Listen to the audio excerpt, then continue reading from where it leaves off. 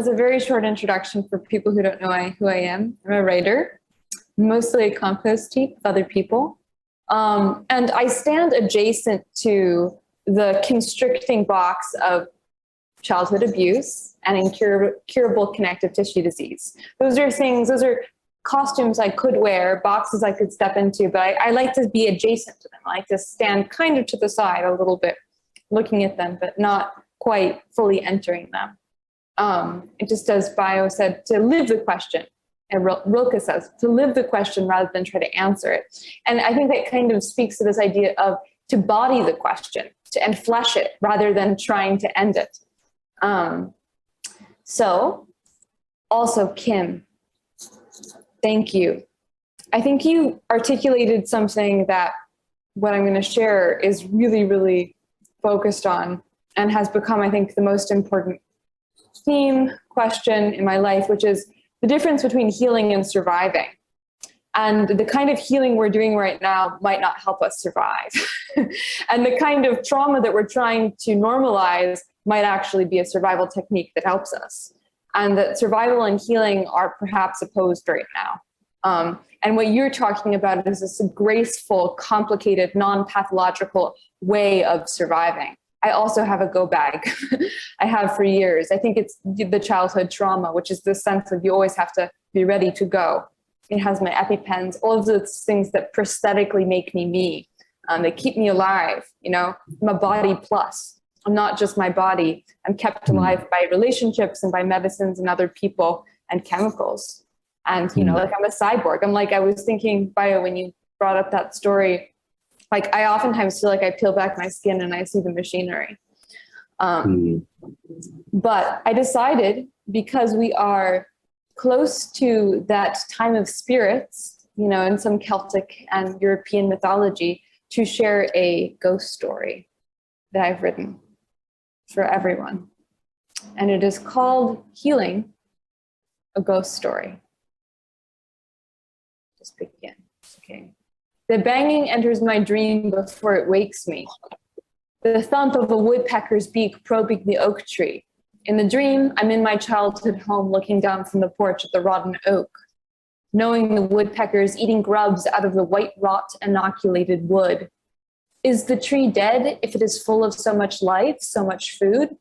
Is it maybe more alive now, full of beak wounds, teeming with grubs and threads of fungi?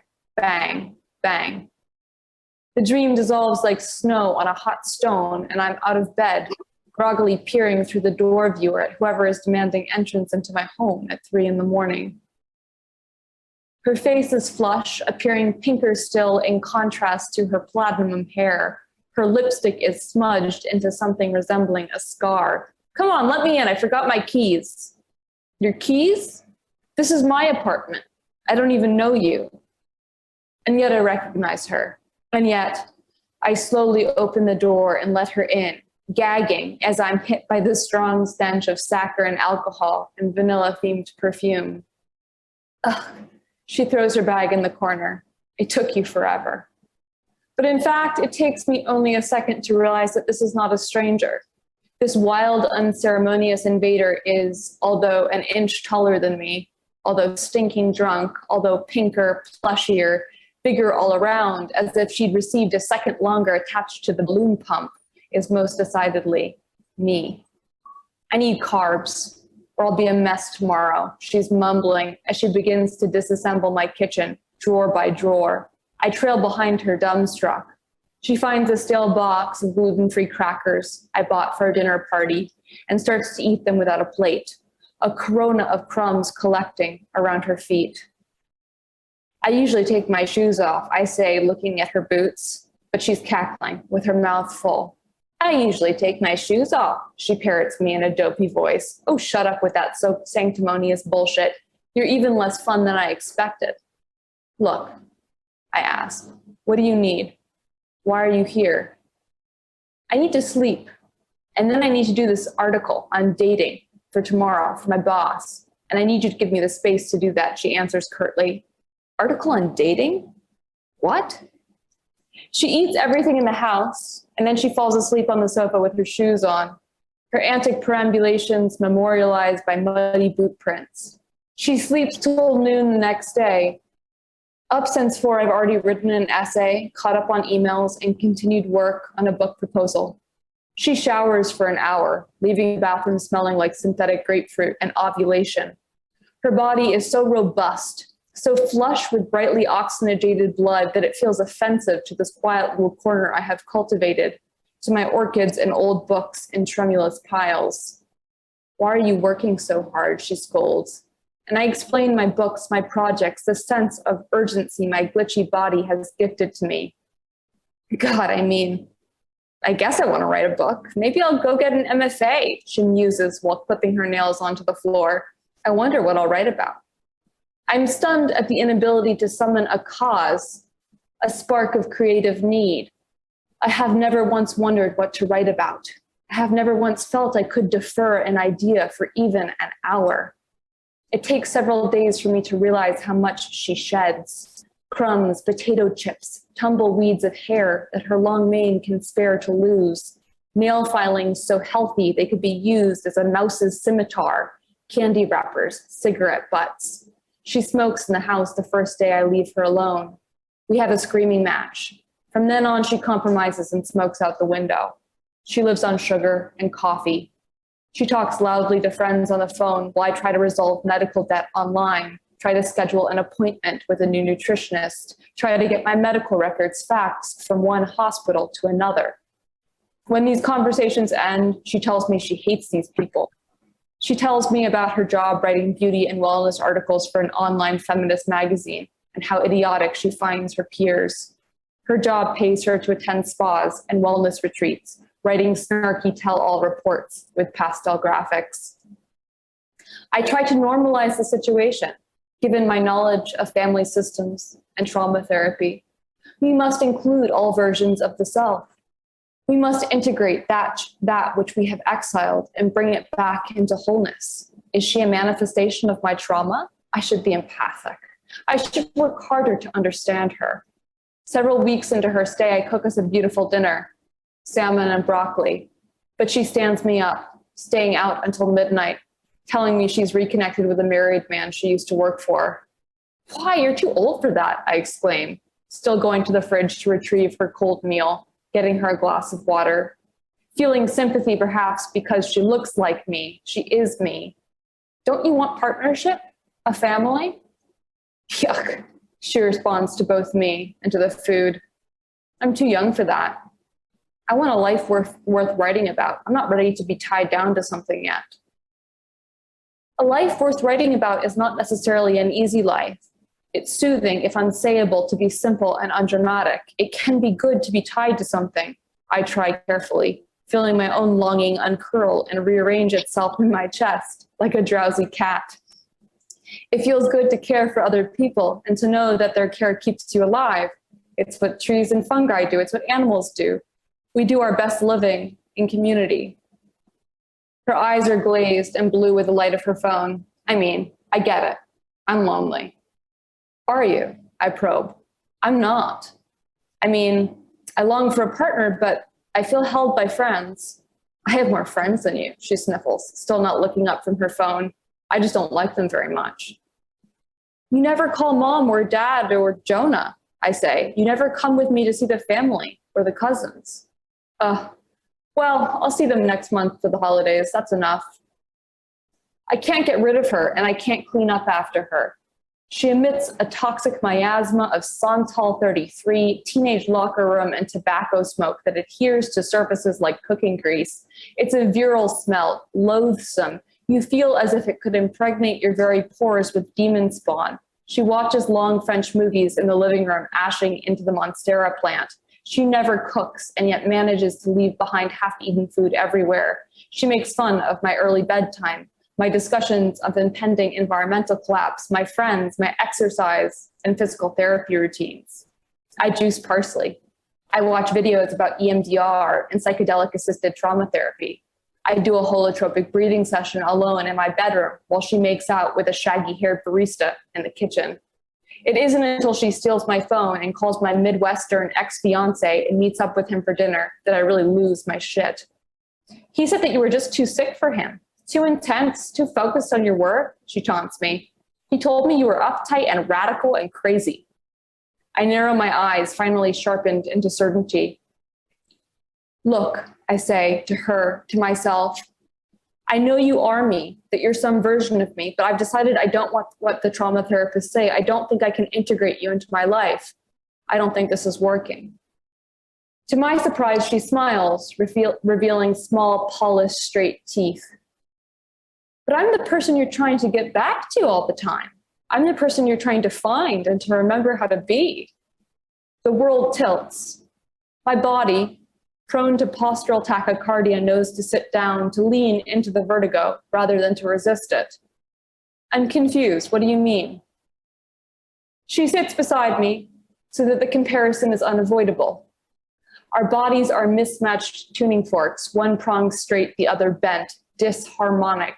She has better posture, better color, her skin candlelit, her hands manicured, free of bubbled veins and tissue paper scarring. Haven't you ever wondered what you'd be like if you hadn't been abused as a child, if you hadn't been traumatized? Haven't you ever wondered what you'd be like if your genetic illness had never been turned on? She draws my hand to her face, stroking her own velveteen softness with my fingers. I'm the well you. I'm the healthy you. I'm the you without trauma. I'm the person you could have been and could still be if you fixed yourself, if you finally worked hard enough to heal yourself. My veins stiffen into a vasculature of wood. I feel planted, vegetal. My hand against her human face is not a hand. It is a sheen of mildew, the obdurate green of undergrowth, lacquer of lichen on a tombstone. I retract from her sunshine, her lonely and immaculate selfhood. I retract back into the root system I share with the many beings I depend on to keep my disabled, non-normative body alive. Get out, I say, get out. I am the healthy you. I am your wellness. I am your origin and your goal, she insists. If you reject me, you are rejecting healing and abundance. You will never be complete. It takes me a long time to say it. I muster it with every microbial cell of my chimerical body as I push her towards the door. If this is wellness, I don't want it. If this is healing, I refuse it. It takes me my whole life to realize I've been haunted, not by trauma, not by abuse, but by the idea that there was another version of me, a well version, a normal version, an untraumatized body, a Garden of Eden body, free of trespass, somehow walking alongside my hobbled form, taunting me with her agility and ease. I never considered that to be well inside systems of oppression that snare most bodies is not necessarily a marker of canniness or ingenuity. It is not necessarily a marker of good character or revolutionary verve, or of the ability to improvise with the tectonic cultural and geological shifts to come. I want to suggest that we are all haunted, not by flashbacks and memories, but by an imaginary idea of wholeness, by the idea that there is a normal body that renders our body deviant, that there is another version of us that somehow escaped the fire, slipped loose the noose of generational trauma, violence, and illness, that we must spend our every waking hour, our hard-earned money, our dedicated spiritual and physical focus striving towards. We do not bring in priests to exorcise this ghost. Instead, we make it our Holy Spirit. We sacrifice our lives, our time, our money, our attention at the altar of a body that never existed, a version of us we might, if we met them, not want to be. Trauma has become akin to sin in its original Hebraic formulation, meaning to miss the mark.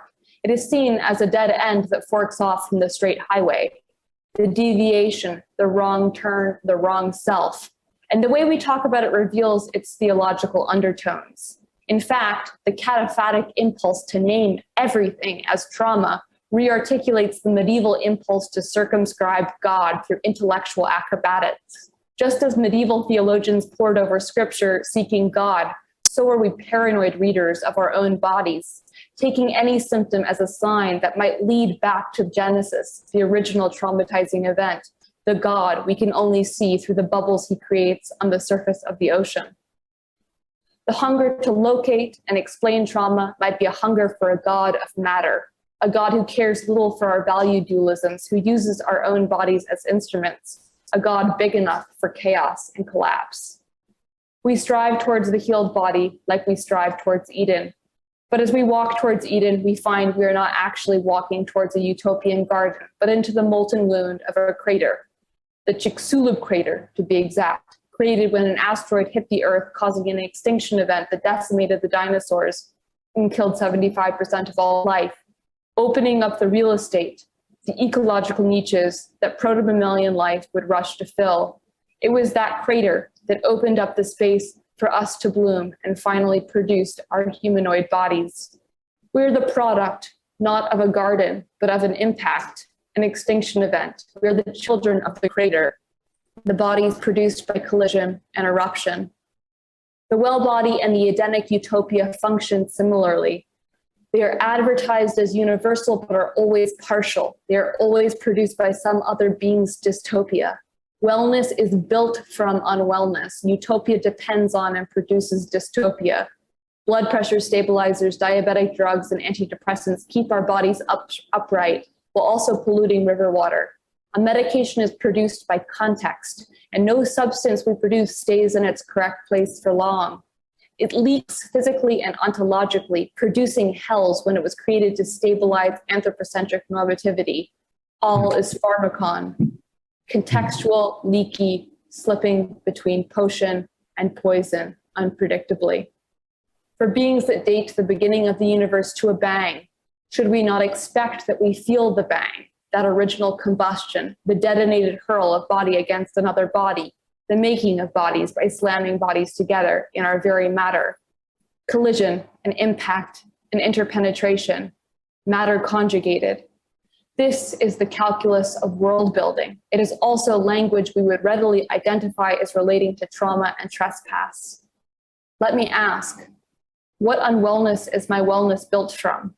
What dystopias do I unwittingly produce as I fixate on my personal completion, my physical and psychic wholeness?